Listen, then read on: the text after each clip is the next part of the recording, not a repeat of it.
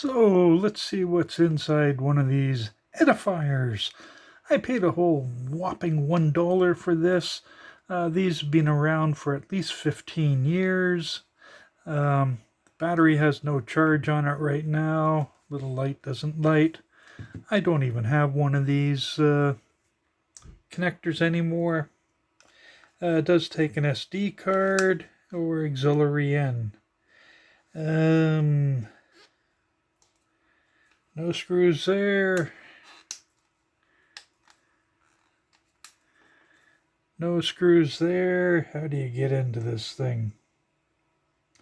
I did see a video on the internet, and I think they had actually already popped it open somehow. But let's see if no, nothing down there. Nothing in there. No screws there.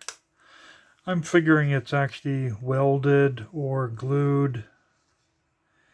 So what I'm going to do is do this mostly off camera, unless I decide just to take a mallet to it, at which point I'll come back on camera.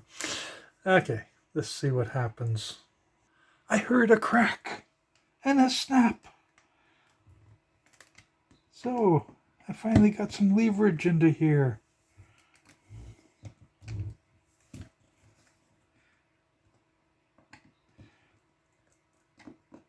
It appears to be coming open slowly.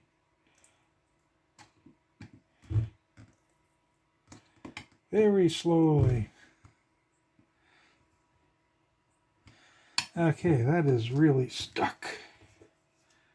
So let's see. Yeah, I think it's either welded or glued. So maybe just a bit more patience. And I won't totally mangle it. Well, I'm mangling it anyhow, but that sounded good. That sounded better. That sounded excellent. And as soon as I get down to this end, oh, there we go.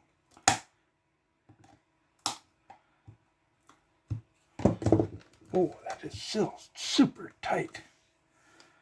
I'm not seeing any clips, so it looks like it was just glued.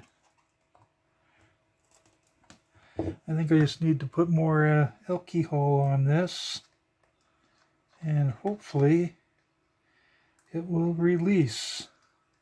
And see if the camera's on.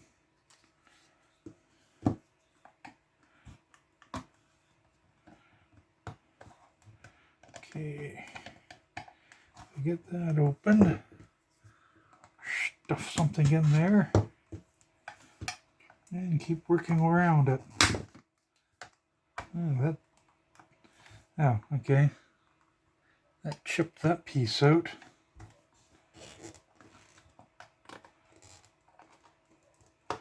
Yeah, I've almost made it.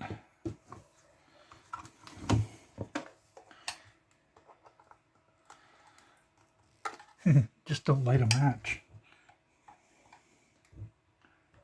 Oh, it's really tight in that area.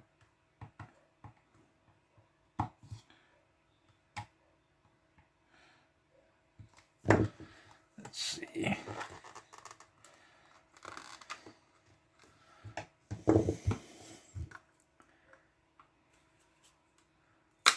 There we go.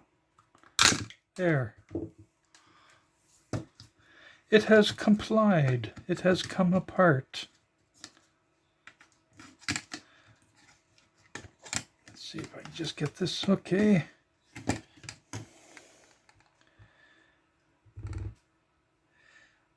Yeah, it was just glued or poorly welded together. I think it just was glued. There's no clips. But it's open now. There's the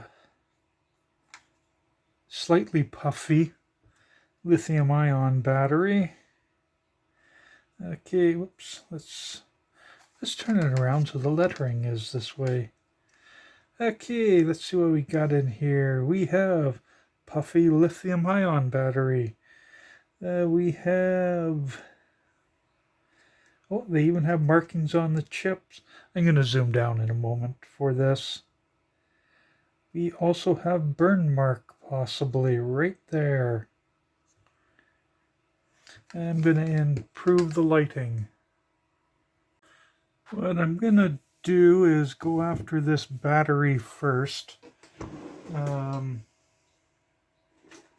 don't know why, but I don't like puffy ion batteries, lithium ion batteries. I don't believe there's any charge in this thing at all. Come on. Disconnect. Here we go. Not the nicest way,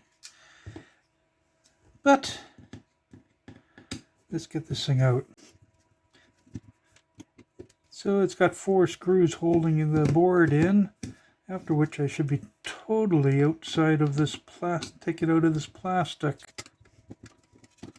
Probably could have done a bit less damage if I had applied more isopropanol. Okay, there we go. This should just lift out. Anybody underneath you? Nope. Okay, it should just lift out. It's probably wedged in there pretty good because those other connectors... There we go. These ones. But, excellent. That way we can take a good look at this. So the battery was a 3.7 volt, 1.295 watt hour battery. 350 milliamp hour.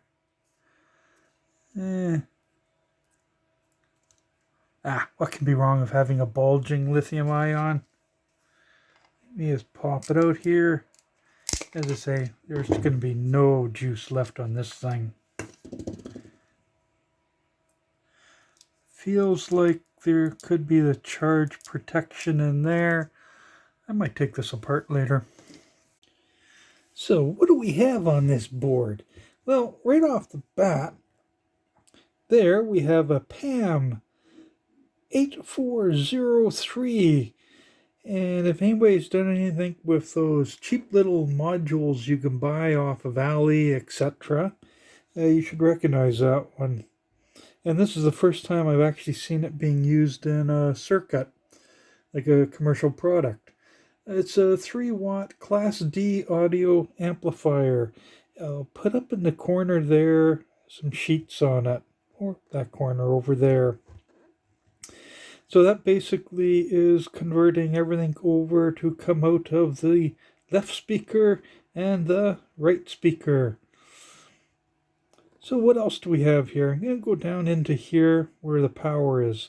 So this was going off to the lithium-ion battery, the positive. And over here, we have the USB connector.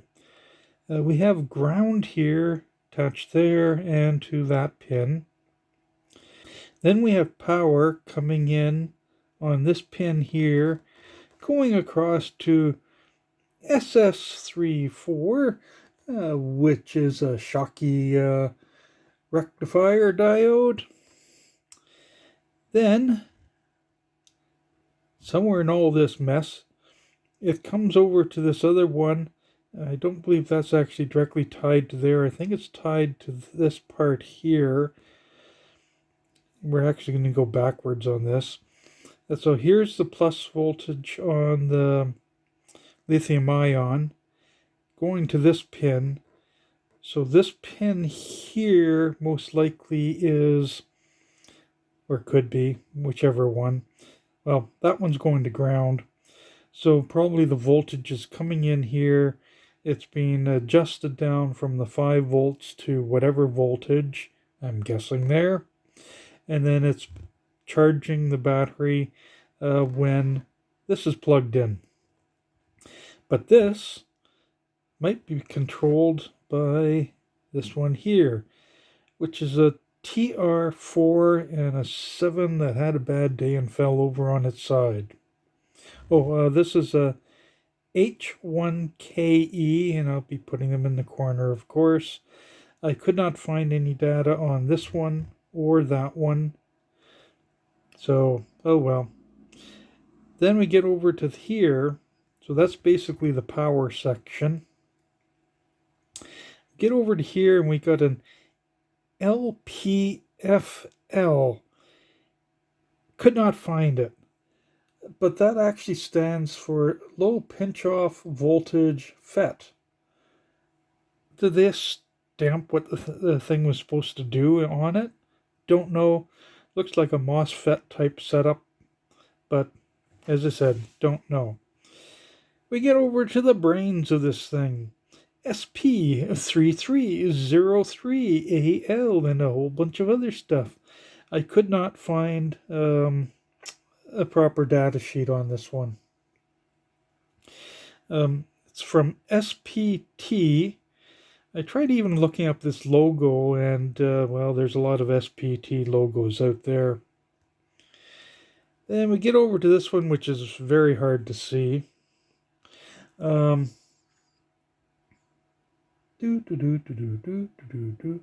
yeah, this is 25Q40T, and it's got more memory than I have by the looks of it.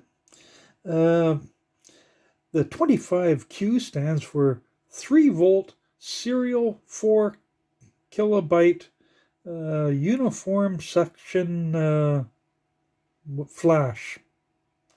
This is actually the 40 stands for 4 megabit. The T stands for 150 mil SOP8 package. Oops, hopefully I'm still pointing at it. So this is basically a serial memory flash chip. And it's real close to this guy, who's most likely a microcontroller. So I'm probably like, you can actually see some of the traces are coming directly over to here. So there's the brains of it. There's the memory for it. The rest are capacitors and resistors. And of course this nice sized capacitor here. Oh, when I thought that this might have actually been toasty, I don't believe it is. I think that was just gunk. It might even been stuff that when I was trying to open it, got on the inside. Let's see, what else? We have an LED. 2-color one by the looks of it. But I don't have any power on this thing. Which is what I was thinking of hooking up some voltage and see what happens now. Well, let's see if this thing works.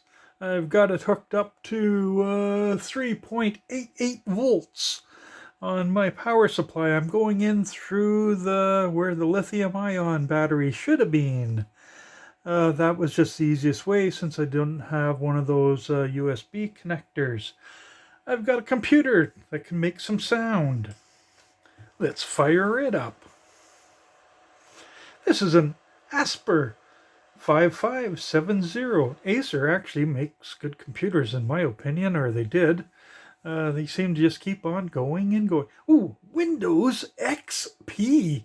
One version of Windows that actually worked well. Come on, play some music. Come on.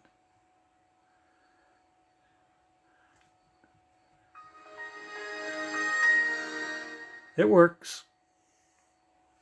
So I'll probably be keeping this and... ooh, my computer's at risk. Better not be. It's not connected to the internet. It's probably the security files on this thing are a bit dated. But it does work here. I'm just going to unplug it. So you can hear it does make noise. Let's see. Let's get something else to make some noise.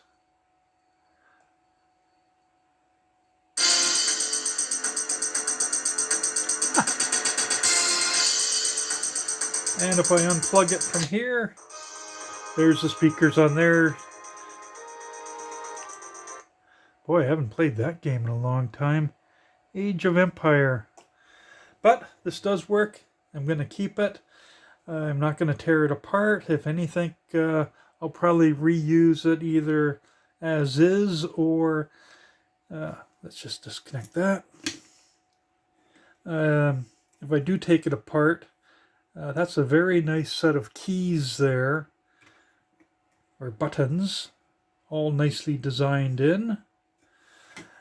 But yeah, I'll use it for something. Have a good one. Bye.